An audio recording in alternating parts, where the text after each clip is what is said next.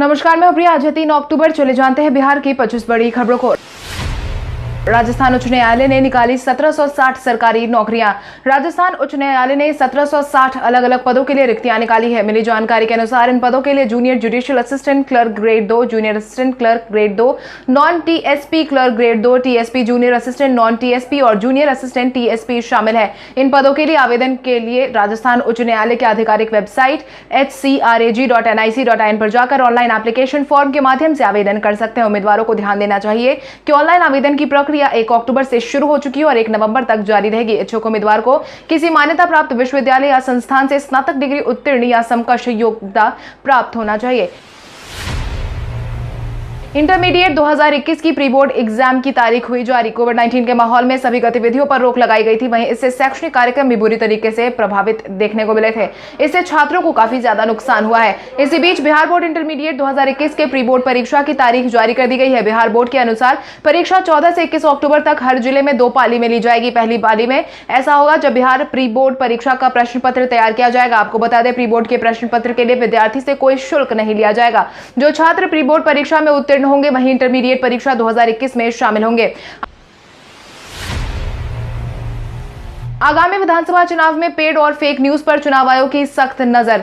विधानसभा चुनाव में पेड और फेक न्यूज पर चुनाव आयोग की सख्त निगरानी है। इसके लिए जिलों में media certification and monitoring committee cell का गठन किया जा रहा है। उम्मीदवारों को दलों के विज्ञापन प्रसारण से पहले इस कमेटी से प्रमाणीकरण कराना होगा। इसके बाद ही वो विज्ञापन प्रसारित करने के लिए दे सकेंगे। इजाजत लेने के लिए इस प्रावधान के अलावा चुनाव आयोग के पेड न्यूज की निगरानी के लिए भी और पुख्ता इंतजाम किए हैं। स्विफ्ट 22 कर्मचारियों की नियुक्ति भी की जा चुकी है ताकि प्रिंट और इलेक्ट्रॉनिक मीडिया में चलने वाले खबरों की पूरी मॉनिटरिंग की जा सके। यदि कमेटी को लगता है कि इलेक्ट्रॉनिक माध्यम से कोई खबर पेड न्यूज हो सकती है तो यह संबंधित को नोटिस जारी कर जवाब तलब कर सकते हैं। यूपीएससी सिविल सर्विस की पीटी परीक्षा में 10 मिनट पहले पहुंचने का जारी किया गया आदेश। यूपीएससी के सिविल सर्विस परीक्षा में शामिल होने में परीक्षार्थियों को 10 मिनट पहले अपने सेंटर पर पहुंचना होगा। लेट आने वाले परीक्षार्थियों को परीक्षा हॉल में नहीं घुसने दिया जाएगा। कोविड-19 को लेकर परीक्षा को ध्यान में रखते हुए कई तरह के प्रोटोकॉल बनाए गए हैं। शुक्रवार को इसे लेकर प्रमंडलीय आयुक्त संजय अग्रवाल अफसरों के साथ घंटों मंथन कर चुके हैं। पटना के केंद्र पर होने वाली परीक्षाओं को सफल, सुचारू, शांतिपूर्ण बनाने के लिए हर स्तर पर तैयारी की जा रही है। प्रमंडलीय आयुक्त ने डीएम, एसएसपी से लेकर एसपी ट्रैफिक, नगर आयुक्त, मजिस्ट्रेट, केंद्र अधीक्षक के साथ बैठक में परीक्षा का चक्रव्यूह तैयार कर लिया है। इसके साथ ही इसका निर्णय भी ले लिया गया है। मोटरयान निरीक्षक भर्ती में ऐच्छिक विषय चयन की आखिरी तारीख बढ़ी। बिहार लोक सेवा आयोग ने विज्ञापन संख्या के अधीन परिवहन विभाग बिहार में मोटर या निरीक्षण के पदों पर भर्ती के लिए ऐच्छिक विषय के चयन की आखिरी तारीख बढ़ाने का फैसला लिया है। आयोग ने अपने नोटिस में कहा था कि जो इस पद के लिए ऑनलाइन आवेदन कर चुके हैं उनके लिए इच्छुक विषय के चयन के लिए ऑनलाइन आवेदन प्रक्रिया 8/9/2020 से 17/9/2020 तक शुरू की गई थी, लेकिन कुछ उम्मीदवार निर्धारित समय पर विषय नहीं चुन पाए थे। ऐसे में आयोग ने एक बार फिर से तारीख बढ़ा दी और अब 12 अक्टूबर तक इसे बढ़ा दिया गया है।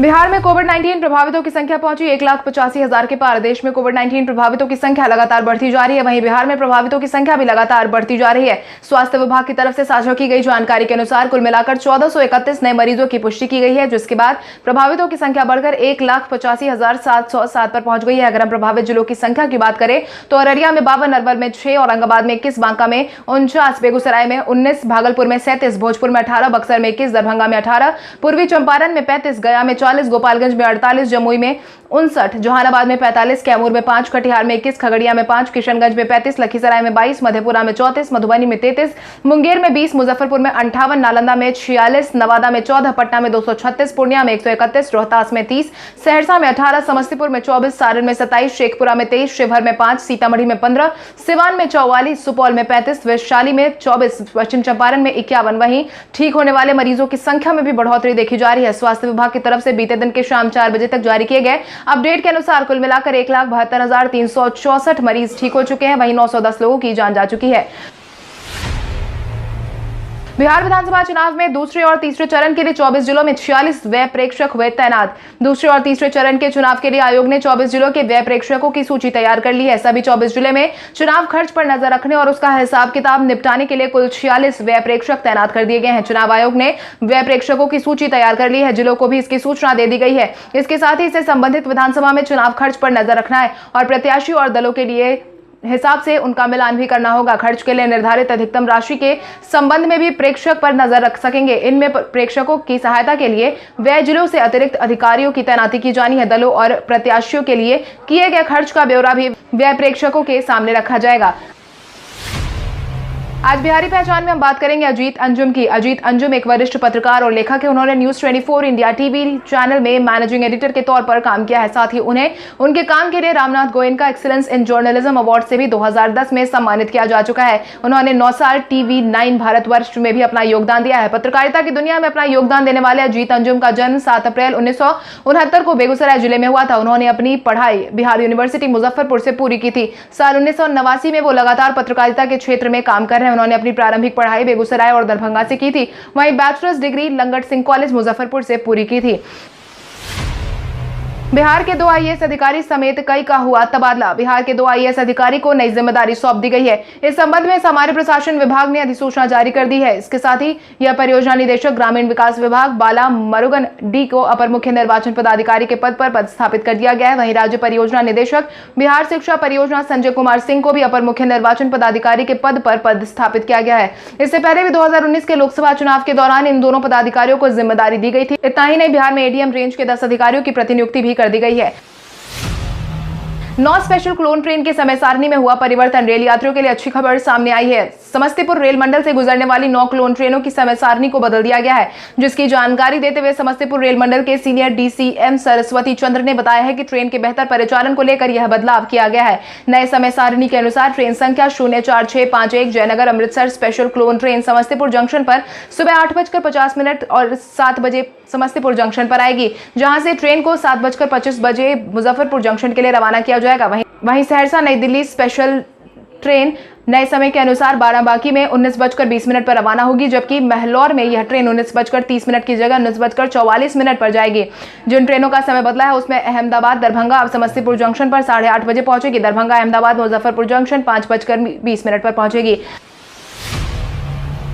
4 अक्टूबर को संपन्न होगी UPSC PT की परीक्षा। 4 अक्टूबर को 97 केंद्रों पर UPSC PT परीक्षा का आयोजन करवाया जाएगा। प्रमंडलीय आयुक्त पटना संजय कुमार अग्रवाल ने UPSC की सिविल सर्विसेज प्रारंभिक परीक्षा 2020 को सफल, सुचारू, शांतिपूर्ण एवं कदाचार मुक्त संचालन हेतु DM SSP SP ट्रैफिक नगर आयुक्त सहित सभी मजिस्ट्रेट एवं केंद्र अधीक्षक के साथ SKMA बैठक की थी। बैठक में प्रतिनियुक्ति दंडाधिकारी एवं केंद्र अधीक्षक की परीक्षा संचालन की मार्गदर्शिका से अवगत कराया गया। इसके तहत सिटिंग प्लान, विधि व्यवस्था, कोविड-19 प्रोटोकॉल का अधिष्ठापन, पेयजल, पंखा की समुचित व्यवस्था, विद्युत आपूर्ति की निर्बाध व्यवस्था आदि के बारे में आवश्यक निर्देश दिए गए हैं।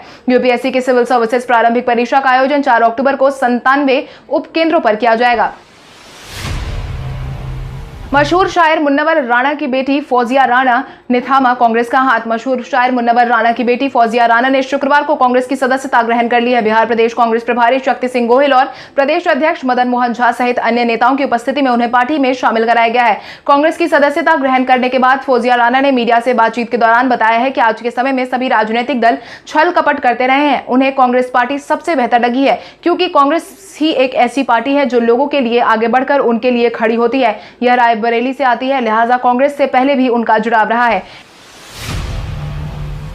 एनडीए में अलग होने की राह पर लोजपा। बिहार विधानसभा चुनाव की तारीखों की घोषणा हो चुकी है, मगर एनडीए में लोजपा का बगावती तेवर लगातार नजर आ रहा है। बिहार विधानसभा चुनाव के लिए एनडीए में सीट शेयरिंग का मुद्दा अभी तक सुलझ नहीं पाया है। लोक जनशक्ति पार्टी के राष्ट्रीय अध्यक्ष चिराग पासवान अपनी मांगों पर अड़े। पार्टी के अन्य नेताओं ने नीतीश कुमार के खिलाफ भी मोर्चा खोल दिया है। शुक्रवार को लोजपा के प्रदेश प्रवक्ता श्रवण अग्रवाल ने मुख्यमंत्री नीतीश कुमार की महत्वाकांक्षी योजना में भ्रष्टाचार का आरोप लगा दिया है। बिहार सरकार की 7 निश्चय योजना को उन्होंने फेल करार कर दिया है, जिसके बाद सीट बंटवारे को लेकर साथ ही एनडीए में एकता को लेकर सवाल उठने लगे हैं। केंद्रीय मंत्री रविशंकर प्रसाद ने कृषि बिल पर जारी तनातनी को लेकर दी अपनी प्रतिक्रिया। बिहार की राजधानी पटना में प्रेस कॉन्फ्रेंस को संबोधित करते हुए बीते दिन केंद्रीय मंत्री रविशंकर प्रसाद ने संसद में पारित किए गए किसान बिल को लेकर अपनी प्रतिक्रिया जारी की है, जिसके तहत उन्होंने किसान बिल को किसानों का हितैषी बताया है। रविशंकर प्रसाद ने कहा कि यह तीनों बिल किसानों को सशक्त बनाने में मदद करेंगे। यह बिल किसानों को शोषण से मुक्ति दिलाने के लिए, न कि उनके हित को नुकसान पहुंचाने के लिए। रविशंकर प्रसाद ने साथ ही बिल का विरोध करने वालों पर भी निशाना साधा है, जिसके तहत उन्होंने अपने बयान में कहा कि सरकार द्वारा पारित कृषि बिल का झूठ की बुनियाद पर कांग्रेस पार्टी विरोध कर रही है। कांग्रेस का विरोध प्रधानमंत्री का विरोध करने के लिए है। उन्होंने दावा किया है कि नया कृषि बिल देश के 86% छोटे और मझौले किसान के हित में है। लोजपा केंद्रीय संसदीय बोर्ड की बैठक होगी आज। लोजपा की केंद्रीय संसदीय बोर्ड की बैठक आज शाम 5 बजे दिल्ली में होगी। इस बैठक में विशेष रूप से आमंत्रित सदस्य के रूप में बिहार लोजपा के प्रधान सचिव शाहनवाज कैफी और प्रदेश के संसदीय बोर्ड के अध्यक्ष राजू तिवारी को भी बुलाया गया है। बिहार विधानसभा चुनाव से पहले यह लोजपा की आखिरी बैठक है। इस बैठक में सभी 143 प्रत्याशियों के नाम की चर्चा की जाएगी। लोजपा को राष्ट्रीय अध्यक्ष और सांसद चिराग पासवान ने भाजपा के राष्ट्रीय अध्यक्ष जेपी नड्डा से उनके आवास पर जाकर मुलाकात की थी। वहां पहले से केंद्रीय गृह मंत्री अमित शाह भी मौजूद थे। इस बैठक में बिहार में एनडीए की मौजूदा स्थिति, भाजपा की तरफ से लोजपा को 27 विधानसभा और विधान परिषद की सीटों का ऑफर दिया गया है। चंपारण से कांग्रेस की तरफ से सोनिया गांधी ने किया चुनावी शंखनाद। कांग्रेस अध्यक्ष सोनिया गांधी ने शुक्रवार को चंपारण की धरती से चुनावी शंखनाद कर दिया है। सोनिया ने कहा है कि जानबूझकर भय का माहौल बनाया जा रहा है। कुछ लोग भय, भ्रम और भावना का व्यापार कर सरकार चला रहे हैं। लोग सावधान रहे और सही फैसला ले। इसके साथ ही कांग्रेस की हर नीति में जनता की भागीदारी होती है, इस बात की जानकारी भी उन्होंने दी। आज चंद लोग के लाभ के लिए नीतियां बनाई जा रही हैं। कांग्रेस ने वंचित समाज, दलितों, महिलाओं, युवाओं और किसानों को मजबूत बनाने में जितने भी कानून बनाए हैं उन्हें कमजोर किया जा रहा है। बिहार में ओवैसी अपना गठबंधन का करेगी विस्तार। बिहार विधानसभा चुनाव में अपने उम्मीदवार उतारने का ऐलान कर चुकी है। ओवैसी गठबंधन का दायरा बढ़ाने वाली है। ओवैसी का गठबंधन में उनकी पार्टी AIMIM के साथ समाजवादी जनता दल शामिल है। समाजवादी जनता दल के नेता देवेंद्र प्रसाद यादव बिहार की राजनीति में भले ही हाशिए पर चल रहे हो, मगर ओवैसी उनके साथ बिहार में एंट्री ले चुके हैं और अपने गठबंधन को बढ़ाने की तैयारी कर रहे हैं। ओवैसी ने कहा है कि वो बिहार में महागठबंधन और एनडीए में सामने अपना गठबंधन खड़ा करने के लिए प्रयासरत है। छोटे छोटे दलों को जोड़कर बिहार में एक नया विकल्प देने की उनकी पूरी मंशा हो चुकी है। ओवैसी ने साफ तौर पर कहा है कि बिहार में अपना वजूद बढ़ाना चाहते हैं। शक्ति सिंह गोहिल ने लालू प्रसाद यादव के बाहर जाने की जताई इच्छा। बिहार विधानसभा चुनाव 2020 को लेकर अभी तक महागठबंधन का सीट शेयरिंग का मामला सुलझा नहीं है। कांग्रेस और राजद के बीच सीटों के बंटवारे को लेकर खींचतान जारी है। वहीं महागठबंधन में मचे घमासान के बीच कांग्रेस नेताओं ने राजद सुप्रीमो लालू प्रसाद यादव की याद सताने लगी है। कांग्रेस ने कहा है कि अगर लालू प्रसाद यादव होते तो गठबंधन में किसी तरह की परेशानी नहीं होती। बिहार प्रदेश कांग्रेस के प्रभारी शक्ति सिंह गोहिल ने कहा है कि अगर लालू प्रसाद यादव सलाखों के पीछे नहीं होते तो कब का गठबंधन के सारे कार्य संपन्न हो जाते। हालांकि वो तेजस्वी यादव को बतौर नेता प्रतिपक्ष काफी बेहतर विकल्प मानते हैं। महागठबंधन में वाम दलों की सीटों के नाम पर बनी सहमति। महागठबंधन का सीट शेयरिंग के मामले को सुलझा लिया गया है। महागठबंधन में सीटों की संख्या पर सहमति पर चर्चा शुरू हो गई है। वाम दलों का मामला सबसे पहले निपट गया है, लेकिन कांग्रेस से बात होने के बाद इस पर अंतिम कोई फैसला लिया जाएगा। कांग्रेस अगर वाम दलों के लिए तय सीटों में किसी भी तरीके की अड़चन नहीं डालती है तो कुछ अंतर हो सकता है। फिर उधर सीपीआई और सीपीएम में एक एक सीटों की जिद अभी भी जारी है, लेकिन अब इस मामले पर कांग्रेस की सीटों के नाम तय होने के बाद विचार होगा। वाम दलों में माले ने जिन 19 सीटों पर लगभग सहमति बनाई है वो सीट लगभग 10 जिलों में है। माले के सबसे ज्यादा पटना और भोजपुर में 3-3 सीटें मिली है। जदयू ने बदल दिया अपना चुनावी नारा। जदयू ने अपने चुनावी नारे को बदल दिया है। मिली जानकारी के अनुसार पार्टी कार्यालय में होर्डिंग लगा दिए गए हैं जिसको पूरी तरह से नीतीश कुमार पर फोकस किया गया है। पार्टी की तरफ से होर्डिंग लगाए गए हैं जिसमें लिखा हुआ है तरक्की दिखती है, यानी जदयू पूरी तरीके से नीतीश कुमार पर फोकस कर चुनावी मैदान में उतरने के लिए तैयार है। फिर से विधानसभा चुनाव में बिहार में बातचीत की शैली को लेकर स्लोगन में शामिल किया गया है। चुनावी सभाओं में भी इस स्लोगन पर आधारित ऑडियो वीडियो का खूब इस्तेमाल होने की संभावना जताई गई है। नीतीश कुमार पर केंद्रित जदयू की एक और होर्डिंग लोकसभा चुनाव के समय भी शहर के विभिन्न हिस्सों में लगाई गई थी। जीतन राम मांझी 4 अक्टूबर को करेंगे हम पार्लियामेंट्री बोर्ड की बैठक। पूर्व मुख्यमंत्री जीतन राम मांझी की पार्टी हम 4 अक्टूबर को पार्टी की पार्लियामेंट्री बोर्ड की बैठक करवाने वाले हैं जिसमें पार्टी के प्रत्याशियों के नाम पर मुहर लगाई जाएगी। पार्टी की तरफ से बयान जारी कर दिया गया है जिसमें कहा गया है कि 4 अक्टूबर को पार्टी की पार्लियामेंट्री बैठक बुलाई जाएगी। बैठक में प्रत्याशियों के नाम तय किए जाएंगे। बैठक के तुरंत बाद 28 अक्टूबर को होने वाले पहले चुनाव के मतदान के लिए प्रत्याशियों की घोषणा कर दी जाएगी। पार्टी के राष्ट्रीय प्रवक्ता दानिश रिजवान ने इस बात की जानकारी दी है। आपको बता दें एनडीए में सीट बंटवारे का औपचारिक ऐलान अभी तक नहीं हो सका है। डॉक्टर प्रेम कुमार ने लालटेन को जल्द बुझने की कही बात। बिहार के कृषि मंत्री डॉक्टर प्रेम कुमार ने विधानसभा चुनाव की प्रक्रिया शुरू कर दी है जिसके तहत उन्होंने बयानबाजी भी करना शुरू कर दिया है जिसमें उन्होंने कहा है कि जैसे जैसे विधानसभा चुनाव की प्रक्रिया तेज होती जा रही है वैसे वैसे लालटेन का तेल खत्म हो जा रहा है और महागठबंधन के सहयोगी दलों में एक एक करके राजद को छोड़ दिया है और चले गए हैं। जो बचे हुए हैं उनका भी सम्मान राजद नहीं कर रही है। अहंकार से भरी हुई पार्टी में कृषि मंत्री ने कहा कि महागठबंधन के राजद के अंदर लोकतंत्र समाप्त हो चुका है। उस जल में जनता का विश्वास तो पहले ही उठ चुका है। विपक्षी राजद के अहंकार में भी सहयोगी दल अलग अलग हो रहे हैं। सुशांत सिंह राजपूत मामले में उनकी बहन ने फैंस को दी बधाई। सुशांत सिंह राजपूत के गुजर जाने के कई महीनों का समय बीत चुका है। हालांकि अभी तक सुशांत सिंह राजपूत के मामले से जुड़ी सच्चाई खुलकर सामने नहीं आई है। हालांकि श्वेता सिंह की लगातार सोशल मीडिया के जरिए अपने भाई को इंसाफ दिलाने की मांग करती रही हैं। वहीं लोगों से भी कैंपेन में बढ़ चढ़कर हिस्सा लेने की गुजारिश करती देखी गई है। श्वेता सिंह ने सभी लोगों को बधाई भी दी है जो उनके साथ डिजिटल कैंपेन में जुड़े हैं। सुशांत सिंह राजपूत की बहन श्वेता सिंह की 13वें ट्विटर पेज का एक स्क्रीनशॉट भी शेयर किया था, जिसमें उन्होंने ट्विटर थोड़ी देर के लिए क्रैश हो गया इस बात की जानकारी दी है। उन्होंने लिखा कि ट्विटर थोड़ी देर के लिए क्रैश हो गया था, यह सच्चाई और न्याय के लिए आवाज उठाने वाली एकता की आवाज है। इसके साथ ही उन्होंने यह सच्ची अर्थ में एक क्रांति है, अच्छा काम योद्धाओं, इसे बनाए रखो, ताकत चमक रही है। अब इंस्टाग्राम और फेसबुक पर आसानी से बदल सकते हैं भाषा। स्मार्टफोन के जमाने में इंस्टाग्राम या फेसबुक जैसे सोशल मीडिया प्लेटफॉर्म पर किसी के फोन का हिस्सा बन गया है, जिसके बाद कई बार लोगों को भाषा चुनने में परेशानी होती है। अंग्रेजी भाषा में आने की वजह से ऐसे लोगों को फेसबुक पर इंतजाम का इस्तेमाल करना कठिन लगता है। इसलिए हम आपको आज ऐसे विकल्प के बारे में बताएंगे जिससे आप फेसबुक या इंस्टाग्राम की भाषा आसानी से बदल सकते हैं, जिसके तहत आपको भाषा बदलने के लिए सबसे पहले अपना फेसबुक अकाउंट ओपन करें। अब टॉप राइट में मौजूद 3 लाइन वाली बटन पर क्लिक करें। यहाँ सेटिंग्स और प्राइवेसी पर जाएं। यहाँ लैंग्वेज का ऑप्शन पर प्रेस करें, अपनी फेसबुक लैंग्वेज सेलेक्ट कर सकते हैं। वहीं इंस्टाग्राम पर अपनी प्रोफाइल पर जाने के बाद बॉटम राइट से अपने प्रोफाइल पिक्चर पर क्लिक करें। अब टॉप राइट पर क्लिक करें और इंस्टाग्राम सेटिंग पर जाए। यहाँ पर आपको अकाउंट पर जाना होगा, जिसके बाद अकाउंट से लैंग्वेज में आप सिलेक्ट कर सकते हैं, जहां से आप अपने हिसाब से लैंग्वेज को चेंज कर सकते हैं। लगातार तीसरा मैच हारी Chennai Super Kings. Indian Premier League के 13वें संस्करण में बीते दिन चेन्नई सुपर किंग्स और सनराइजर हैदराबाद के बीच में शानदार मैच देखने को मिला। सीजन के 14वें मैच में सनराइजर हैदराबाद ने चेन्नई सुपर किंग्स को 7 रनों से हरा दिया है। हैदराबाद ने पहले बल्लेबाजी करते हुए 20 ओवर में 164 रनों का लक्ष्य दिया। जवाब में चेन्नई की टीम लक्ष्य हासिल नहीं कर सकी। चेन्नई ने 5 विकेट पर 157 रन बनाए।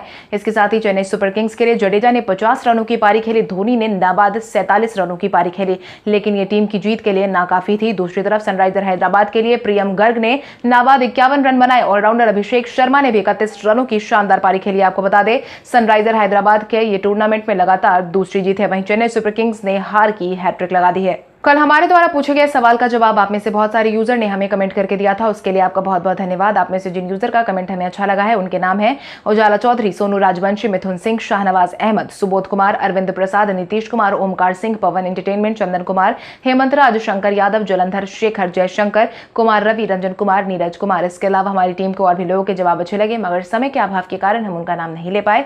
लेकिन आप हमारे सवालों का जवाब देते रहे, हम कल आपका नाम लेने की पूरी कोशिश करेंगे। तो चलिए बढ़ते हैं आज के सवाल की ओर। आज का सवाल कुछ इस प्रकार है। आपके अनुसार भाजपा, जदयू और लोजपा के बीच सीट शेयरिंग को लेकर जारी खींचतान सुलझाने में एनडीए गठबंधन सफल हो पाएगी या नहीं? अपने जवाब हमें कमेंट करके जरूर बताएं। इसके साथ ही आज के लिए बस इतना ही। अगर आप ये वीडियो हमारा यूट्यूब पर देख रहे हो तो हमारे चैनल को सब्सक्राइब करें और बेल आइकन दबाना ना भूलें। और अगर आप ये वीडियो हमारा फेसबुक पर देख रहे हो तो इस वीडियो को लाइक करें और ज्यादा से ज्यादा शेयर करें। धन्यवाद।